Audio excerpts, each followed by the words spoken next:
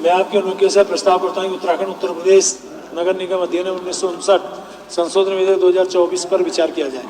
प्रश्न ये है कि उत्तराखंड उत्तर प्रदेश नगर निगम अधिनियम 1959 संशोधन विधेयक 2024 पर विचार किया जाए। जो माननीय सदस्य इसके पक्ष में कृपया हाँ कहें, जो माननीय सदस्य इसके विरोध में कृपया नहीं कहें। हाँ की संख्या अधिक है, अतः प्रस्ताव स्वीकृत हुआ। खंडशः विचार। प्रश्न यह है कि नहीं, मतलब एक अजीब सिचुएशन है। उन्होंने प्रस्ताव किया कि इस पे विचार किया जाए, तो विचार करने की अनुमति तो आप देंगे ना? करिए ना, आप बोलिए क्या विचार करना चाहते हैं तो करिए विचार। तो मैं तो उस पर बोल ही रहा था अध्यक्ष जी, मैं तो बोल ही रहा था। माननीय अध्यक्ष जी,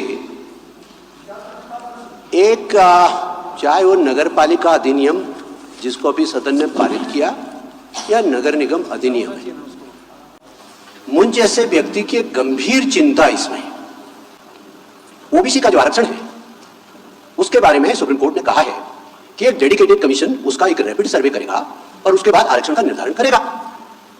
अब वो एक रैपिड सर्वे एक ऐसा विषय बन गया जैसे कोई जादू की छड़ी हो कि जाइए किसी बाजार में घूम करके आ जाइए और कोई कह दे यहां तो 60% ओबीसी है तो 60% ओबीसी लिख दीजिए। ये केवल नगर पालिका और नगर निगमों में आरक्षण तक सीमित नहीं है। देखिए मेरी चिंता का कारण, मेरे चिंता का कारण यह है कि उत्तराखंड जैसे संवेदनशील राज्य में, फ्रंटलाइन स्टेट में, बॉर्डर स्टेट में यहां की जो डेमोग्राफी है वो चेंज हो रही है। और जब हम ऑफिशियली इस बात को कहने लगेंगे कि यहां इतने ओबीसी, हमने तो क्या किया, कैसे सर्वे हुआ अध्यक्ष जी?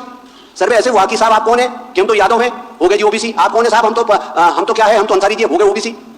कास्ट बेस्ड चीजों के लिए भारत सरकार के तमाम सारे कोर्ट्स के रिटन जजमेंट और रूल्स लेट डाउन है कि जाति का जो निर्धारण होता है वो माता पिता से होता है, कहां रह रहे हैं उससे जाति का निर्धारण नहीं होता है।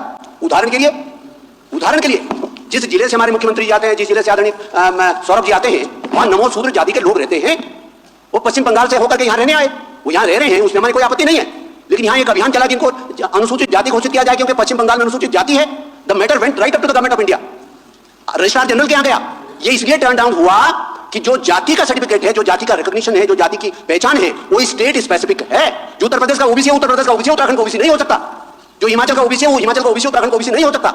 Including marriage of a woman और मैरिज टुगेदर, मैन और women, the marriage does not change the status of the caste. यदि एक सामान्य जाति की महिला एक ऐसी जाति की उत्तराखंड के किसी व्यक्ति से शादी कर ले तो ऐसी की नहीं हो जाएगी, वो सामान्य की ही रहेगी। या सामान्य जाति की यदि कोई ऐसी की कोई सामान्य जाति से शादी करेगी तो ऐसी की रहेगी। लेकिन शर्त यह होगी कि यदि उत्तराखंड की ऐसी होगी तो उसको ऐसी का बेनिफिट यहां मिलेगा, यदि उत्तराखंड की ऐसी नहीं है तो उसको बेनिफिट यहां नहीं मिलेगा। मैं आपको एक उदाहरण कोट करता हूं। अभी जुम्मे कुछ महीने पहले लोकसभा के चुनाव हुए, मध्य प्रदेश के अंदर मेरी खुद की पार्टी ने, भारतीय जनता पार्टी ने, एक आरक्षित सीट पर एक महिला को टिकट दिया। मालूम पड़ा सामान्य बोलचाल के हिसाब से उस महिला की जाति है, जिस जाति में विवाह हो रखा है। जब चुनाव के संदर्भ में उसमें विचार करने लगे तो मालूम पड़ा कि वो महिला की पैदाइश तो मध्य प्रदेश की है, तो लिहाजा मध्य प्रदेश की पैदाइश होने के नाते राजस्थान में उनको आरक्षण का सर्टिफिकेट नहीं मिल सकता। अल्टीमेटली पार्टी को कैंडिडेचर बदलना पड़ा। ये बहुत गंभीर विषय पर बात कर रहे हैं हम लोग। इसलिए बहुत सारी समस्याएं सरकार के सामने हो सकती है। सुप्रीम कोर्ट का जजमेंट है, हाई कोर्ट ने टाइमलाइन तय कर दी, लेकिन साथ ही साथ अध्यक्ष जी, हम विधानसभा के सदस्य हैं, सरकार हमें आंसरेबल है, हम सरकार को आंसरेबल नहीं है। ये सत्ता पक्ष में बैठ करके कह रहा हूं, and no court of the land, no court of the land, be it high court और the supreme court, no court of the land can direct the Vidhan Sabha कि तुम ऐसा काम करो। विधानसभा कल के रोज यदि डिसाइड करती है कि हमें तो इसे प्रबल समिति में विचार करना है, तो कौन हमें रोक सकता है? और प्रबल समिति यदि विचार करते समय तय करेगी कि हमने इतने दिनों तक इसकी छानबीन करती है, हमें कोई रोक सकता है? कोई नहीं रोक सकता। देखिए, हमें संरक्षण की आवश्यकता, लेकिन फिर भी चूंकि ग्रास रूट डेमोक्रेसी में कोई एब्रप्शन ना हो, कंटिन्यूटी बनी रहे, कोई संवैधानिक अड़चन ना पैदा हो, कोई एक ऐसी स्थिति ना पैदा हो कि एक कॉन्स्टिट्यूशन जिसे लॉकजाम में एक स्टैंड ऑफ सिचुएशन में सरकार फंस जाए, ये भी जिम्मेदारी हमारी है। तो लिहाजा कम से कम माननीय मंत्री से मैं अपेक्षा करता हूं कि बाकायदा जिम्मेदारी पूर्वक इस सर्वोच्च सदन में कहें कि जो ये बाकायदा रैपिड सर्वे का फटाफट रैपिड क्या बना दिया, इसको तो रैपिड ही बना दिया। इस रैपिड सर्वे को क्रेडिबल बनाने के लिए ये आवश्यक है कि कम से कम उस डेडिकेटेड कमीशन को भी सरकार की तरफ से डायरेक्शन जाए कि जहां पर भी जनप्रतिनिधियों की तरफ से, जहां पर भी विधायकों की तरफ से, जहां पर भी पंचायतों के प्रतिनिधियों की तरफ से, जहां पर भी जनसाधारण की तरफ से ऑब्जेक्शन आते हैं, उसकी दोबारा से सुनवाई करें और बाकायदा ओबीसी में केवल उन लोगों को ही गिनती करें जो उत्तराखंड के मूल निवासी है। नहीं तो एक दिन नजर आएगा कि उत्तराखंड क्या है, ओबीसी बाहुल्य है। क्योंकि हमने क्या कर दिया, क्या नाम है साहब, अंसारी है, बिजनौर का अंसारी है कि उत्तराखंड का अंसारी, सब अंसारी बराबर। क्या नाम है साहब आपका, यादव जी है, कहां के, फैजाबाद के यादव जी हैं, देहरादून के यादव जी, सब एक लाइन में। हमने बता दिया रावत कहां के हैं, वहां के शेड्यूल कास्ट भी है, कहां के रावत, एक लाइन में सबको जोड़ दिया।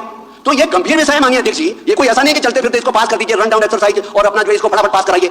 इसलिए माननीय अध्यक्ष जी, मैं आपसे फिर कहना चाहता हूं, इस राज्य की संवेदनशीलता के बारे में जागरूक बनिए, इस राज्य की संवेदनशील, राज्य की मौलिकता के बारे में, इस राज्य के मौलिक कैरेक्टर के बारे में, यहाँ के कास्ट कॉन्फिगरेशन के बारे में, यहाँ के डेमोग्राफिक प्रोफाइल के बारे में हमारी कोई जिम्मेदारी बनती है कि कुछ नहीं बनती है? केवल हाथ खड़े करने के लिए बैठे, हाथ खड़े करने के लिए नहीं बैठे। और डेमोक्रेटिक प्रोफाइल के ऊपर ना केवल भारत में बल्कि दुनिया के अंदर भी बहुत सारे लोग उत्तराखंड जैसे राज्य में डेमोक्रेटिक चेंजिंग डेमोक्रेटिक प्रोफाइल के बारे में चिंताएं जाहिर कर रहे हैं। तुम्हें तो करनी ही चाहिए। यह विषय नगर पालिका नगर निगम का नहीं है। ये जो बातें मैं कर रहा हूं ये नगर पालिका के बारे में भी लागू होता है माननीय मंत्री जी। इसलिए इसमें बाकायदा मजबूती के साथ एक नीतिगत निर्णय लेने की जरूरत है और बाकायदा इन द नाम of OBC, in the name of SC, in the name of reserve classes जिस प्रकार से इन्फिल्ट्रेशन हो रहा है, हम किसी के कहीं पे काम करने के विरोध में नहीं है। अध्यक्ष, भारत का संविधान हमें अधिकार देता है कि हम देश के किसी भी कोने में काम कर सकते हैं।